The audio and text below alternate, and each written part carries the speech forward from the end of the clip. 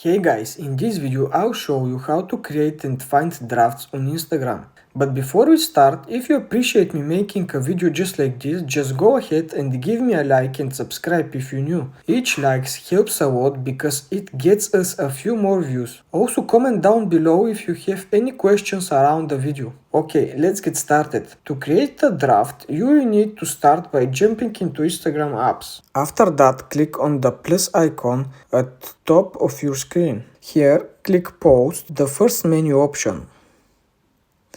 Here, you can choose the photo from your gallery or snap a new shot with your camera. After that, click Next. Here you can add effects and filters as usual. And after that, click Next. Here, instead of clicking on the share, tap on the back arrow.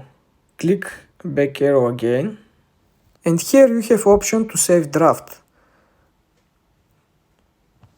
Okay, now to find your draft, go again to plus icon.